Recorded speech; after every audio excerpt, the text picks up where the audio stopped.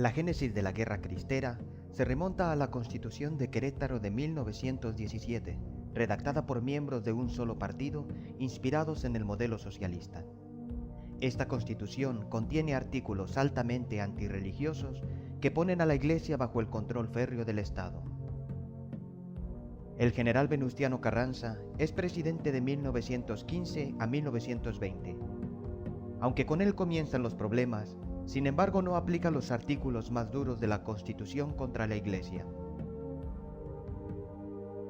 El general Álvaro Obregón, presidente de 1920 a 1924, se muestra duro y a veces intolerante hacia la religión, pero no provoca abiertamente a la Iglesia católica, hasta que en noviembre de 1921 estalla una bomba de dinamita frente a la imagen de la Virgen de Guadalupe. El crucifijo de acero del altar queda retorcido, mientras la tilma queda inexplicablemente intacta. El gobierno encubre al autor del atentado. En 1923, Obregón expulsa al delegado apostólico Monseñor Ernesto Filippi por haber bendecido la primera piedra del monumento de Cristo Rey en el Cerro del Cubilete. Al general Álvaro Obregón le sucede en la presidencia el general Plutarco Elías Calles, que es sin duda más anticatólico que los anteriores.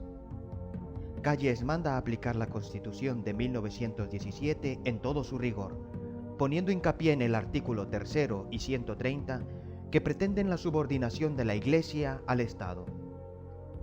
Calles considera a la Iglesia como el único enemigo de cara a la consolidación del régimen, un verdadero freno al progreso. El 21 de febrero de 1925, el gobierno de Calles funda la Iglesia Nacional Mexicana, con la colaboración de Joaquín Pérez Budar, un sacerdote afiliado a la masonería que ha pasado 2 años en la cárcel. Es consagrado por el arzobispo cismático canadiense Carmel Henry Carfora, en los Estados Unidos. Más adelante, el patriarca Pérez se quejará al gobierno porque no le pagan lo que le habían prometido. A los 80 años se arrepiente y muere reconciliado con la Iglesia Católica.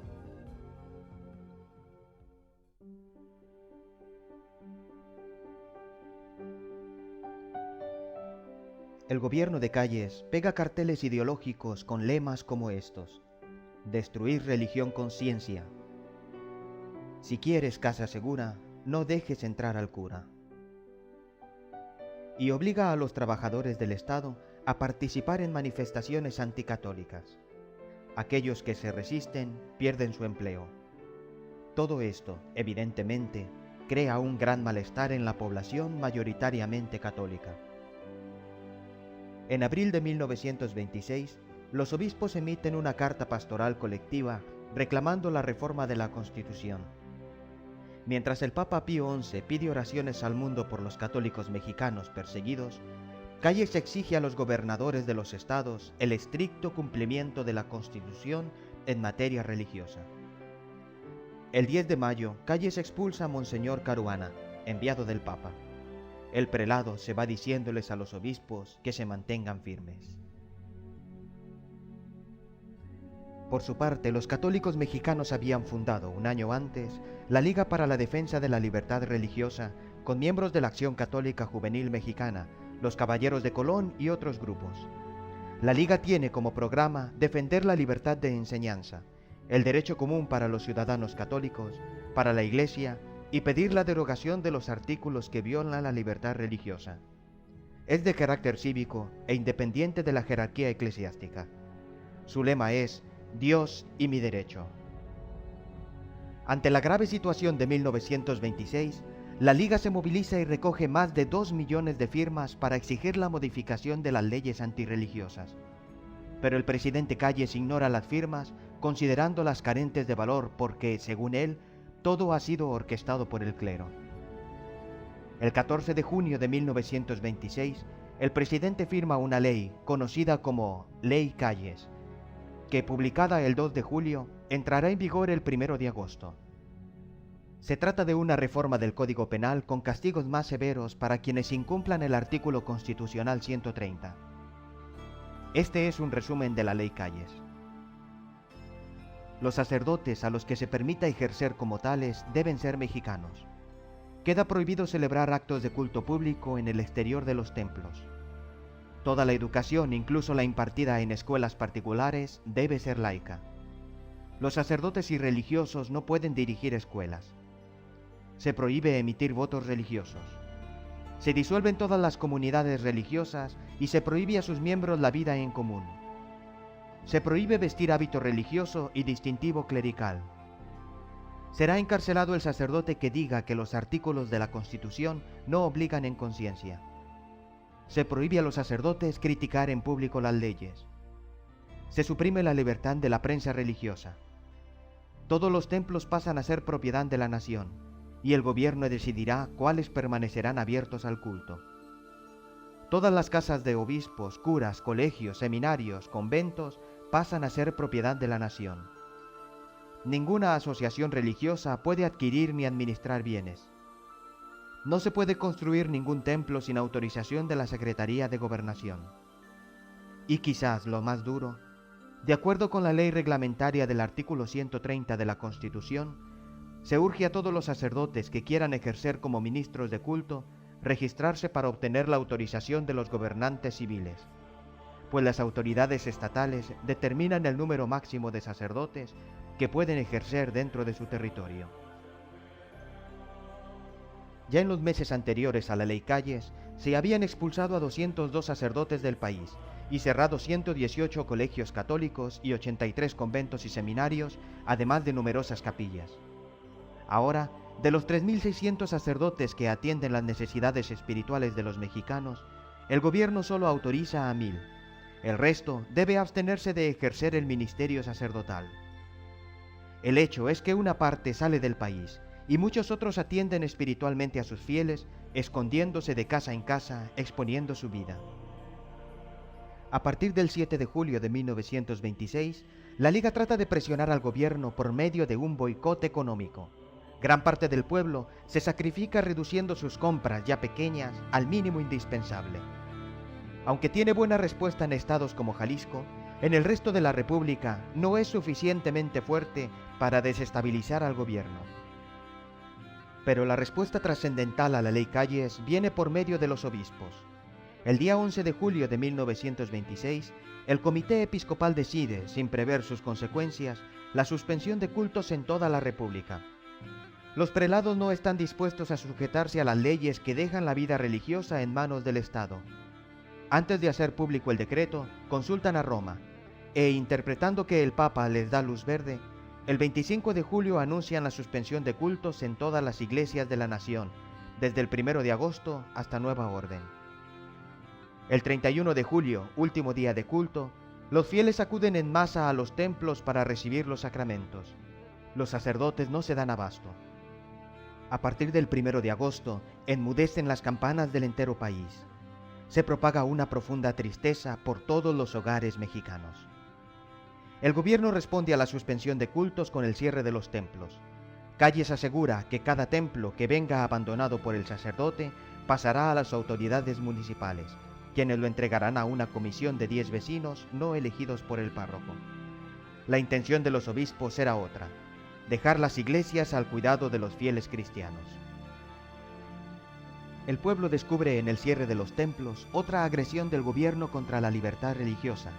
Ya son muchas: cierre de iglesias, expulsión de sacerdotes, cierre de colegios, arresto de sacerdotes y dirigentes católicos, formación de milicias agraristas, campesinos que luchan por el gobierno a cambio de tierras, envío de guarniciones militares a donde nunca antes las hubo, manifestaciones públicas de obreros del gobierno obligados a gritar contra el clero y contra los fanáticos. El ambiente se vuelve extremadamente explosivo. Todavía, en un intento más de conseguir la libertad religiosa, 2 obispos se entrevistan con Calles, quien los trata con dureza. Las palabras finales del presidente son un reto. Ya les he dicho a ustedes que no tienen más que 2 caminos: o sujetarse a la ley o lanzarse a la lucha armada y tratar de derrocar al actual gobierno. Era el 21 de agosto. Los obispos no pretenden tomar las armas ni invitar a nadie a hacerlo. Sin embargo, para ese entonces, el pueblo ha comenzado ya a hacer oír su respuesta.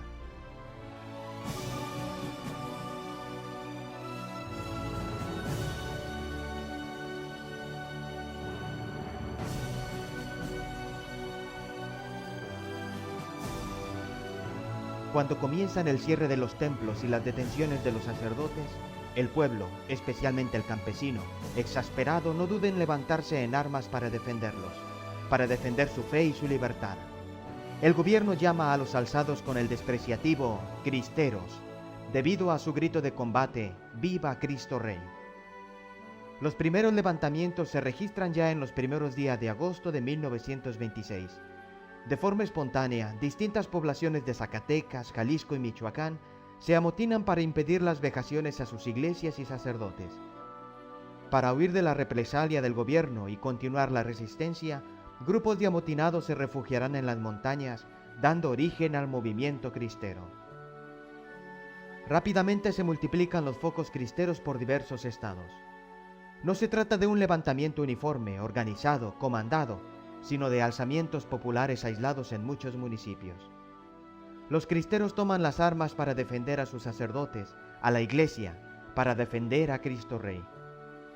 En un inicio, los cristeros van armados solo con piedras, palos, machetes y algunas viejas escopetas de cacería, pero poco a poco logran arrebatar buenos rifles Mauser a las tropas del ejército. Por su parte, el gobierno cuenta con ametralladoras, cañones, camiones militares, hasta aviación, aunque no le sirve de mucho porque los cristeros, refugiados en las zonas montañosas de difícil acceso, emplean cada vez con más eficacia la guerra de guerrillas. Además, grupos masónicos y protestantes de los Estados Unidos apoyan al gobierno con dinero y armas.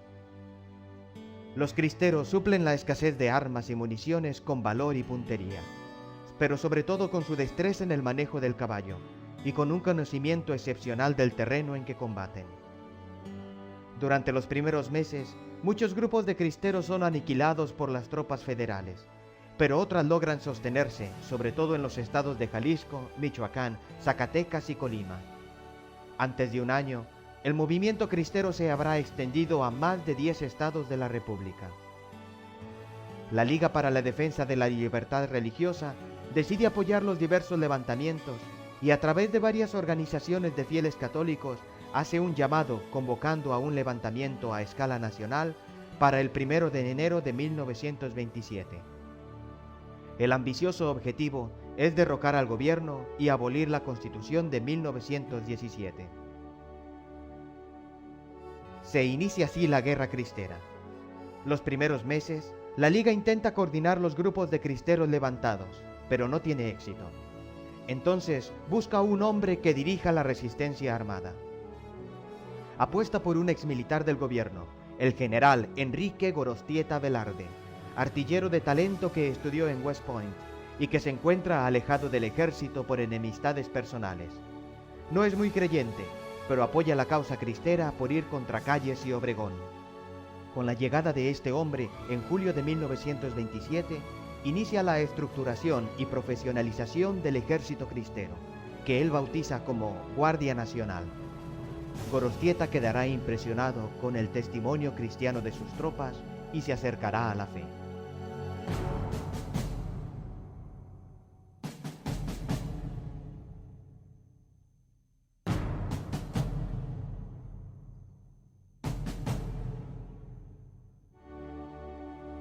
Algunos generales y soldados del ejército federal se distinguen por su crueldad. Para escarmentar a los que ellos consideraban unos fanáticos, no dudan en torturar. Ahorcan o fusilan públicamente a los cristeros y a los sacerdotes que encuentran en las zonas de combate. Exponen los cuerpos masacrados, a veces los cuelgan de los postes de telégrafo a lo largo de la vía del tren. Hay fotos y personas que lo atestiguan. En esta sangrienta guerra, se repiten las escenas de los primeros mártires de la Iglesia. El tirano que pide renegar de Cristo a cambio de la libertad. Cristeros, sacerdotes, incluso niños. Son innumerables las víctimas.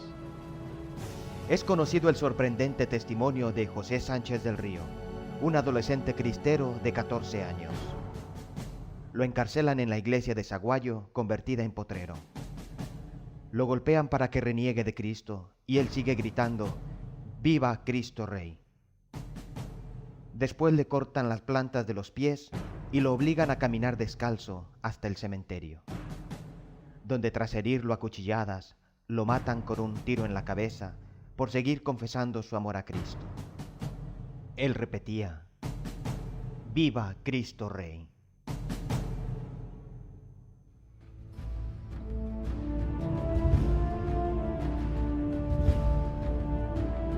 Entre los 25 mártires mexicanos de la Guerra Cristera, que canonizó Juan Pablo II en el año 2000, se encuentra el padre José Isabel Flores Varela, un párroco bondadoso y paternal.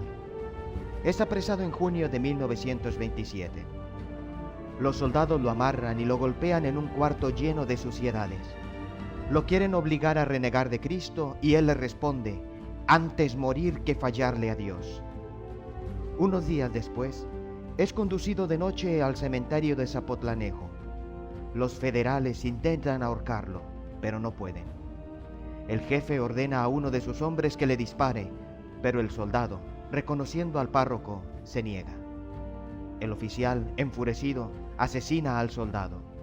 Y misteriosamente, las armas con que intentan abrir fuego contra el padre Flores no funcionan. Al fin, uno de aquellos militares saca un gran cuchillo y lo degüella.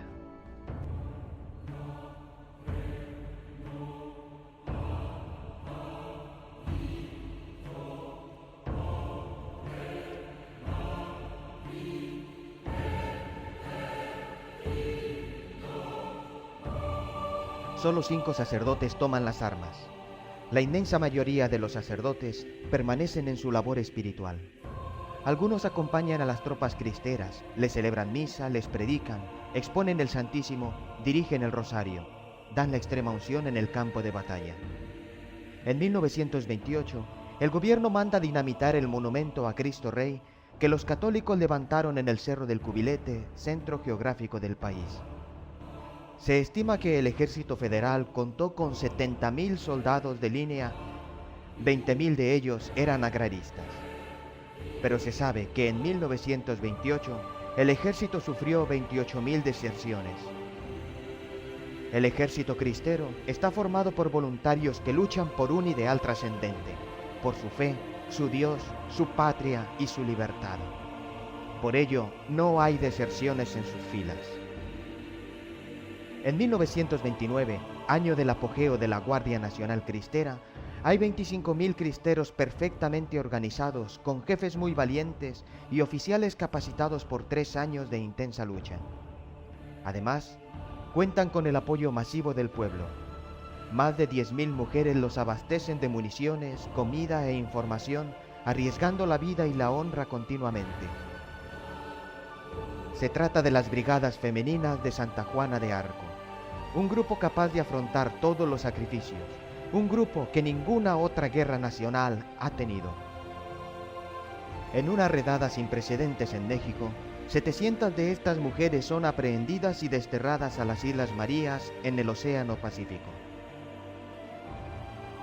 En 1929, la guerra ha llegado a un equilibrio.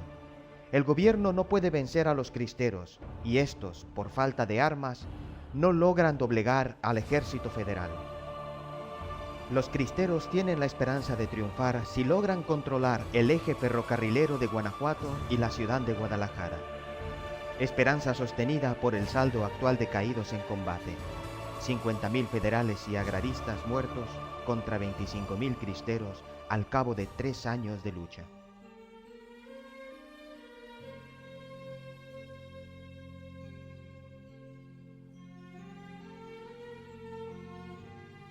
El gobierno norteamericano, que apoya al presidente Calles porque éste le había hecho concesiones a sus empresas petroleras en tierra mexicana, comienza a buscar la solución del conflicto para que no afecte la estabilidad de su país. El embajador norteamericano Morrow, masón y hábil diplomático, después de analizar la situación de México, escribe: el país se encuentra totalmente trastornado. Los pobres no tienen casi otra cosa que el consuelo de la Iglesia y no habrá paz verdadera ni progreso de no llegarse a un arreglo. En abril de 1928, Morrow medió 2 encuentros entre Calles y el padre John Burke, norteamericano con poderes de negociación. pero el asesinato del expresidente Álvaro Obregón en julio y la rebelión del general Escobar en marzo del siguiente año mantuvieron en suspenso las negociaciones. El autor del homicidio de Obregón fue un joven católico que actuó por cuenta propia. Casi un año después del primer encuentro con el padre Burke, en marzo de 1929, Emilio Portes Gil, nuevo presidente de México, Calles, que sigue gobernando detrás de la cortina, y Monroe, piden hablar con los obispos. En estas negociaciones, el gobierno llega a los famosos arreglos del 21 de junio con el arzobispo Ruiz Flores y el obispo Pascual Díaz. Famosos arreglos que permiten la reanudación del culto público y dan cierta libertad a la Iglesia, pero todo de palabra. No hay ninguna firma. El día anterior a los arreglos, Pío XI desde Roma había indicado a los prelados que pidieran amnistía para todos los cristeros, y el gobierno lo promete, pero los cristeros conocen muy bien al gobierno y saben que no respetará sus vidas, como efectivamente sucederá. Los cristeros no quieren dichos arreglos porque en esos momentos, a mediados del 29, son ellos quienes llevan la iniciativa en la guerra. Al poco de los arreglos, los cristeros, en un acto heroico de obediencia, deponen las armas, quedando prácticamente a merced de sus verdugos. Si deponen las armas, es solo por obediencia a lo que parece ser la voluntad del romano pontífice y de los sacerdotes.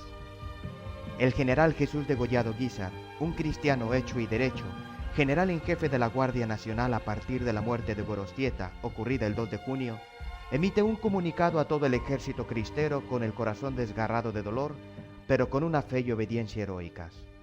El sentido mensaje concluye de esta manera.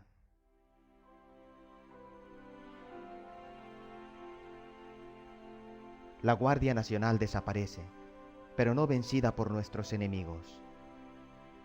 Ave Cristo, los que por ti vamos a la humillación, al destierro, tal vez a la muerte gloriosa, víctimas de nuestros enemigos, con el más fervoroso de nuestros amores te saludamos, y una vez más te aclamamos Rey de nuestra patria. ¡Viva Cristo Rey! ¡Viva Santa María de Guadalupe! Dios, patria y libertad. Jesús Degollado Guízar, general en jefe de la Guardia Nacional. Y efectivamente, en los años sucesivos, el gobierno elimina sistemáticamente a más de 800 oficiales cristeros indefensos. La táctica usada es la de los pistoleros vestidos de civil que nunca son apresados. Por eso se dice que murieron más jefes cristeros después de los arreglos que durante la guerra. Terminada la guerra, la Iglesia goza de cierta libertad. Pueden volver los obispos y sacerdotes desterrados. Se abren casi todos los templos y se reanudan los cultos. En 1931, en el cuarto centenario de las apariciones de la Virgen de Guadalupe, se tiene una fiesta solemne en la que participa la nación entera. El 12 de diciembre suenan las campanas de todos los templos de México como nunca antes lo habían hecho. Ciertamente los grupos contrarios a la religión católica siguen ahí, detrás del poder, y los artículos de la Constitución no han sido modificados. Se sucederán periodos de grave tensión en los años siguientes. En estados como Tabasco, Veracruz y Chiapas se registran brotes de persecución que no terminan hasta 1939. En el resto del país, simplemente, los gobernadores hacen la vista gorda. En 1935, varios miles de alzados en la totalidad del país avivan los rescoldos de la cristiada en lo que se ha llamado la Segunda. Hacia 1938, las armas parecen enmudecer del todo.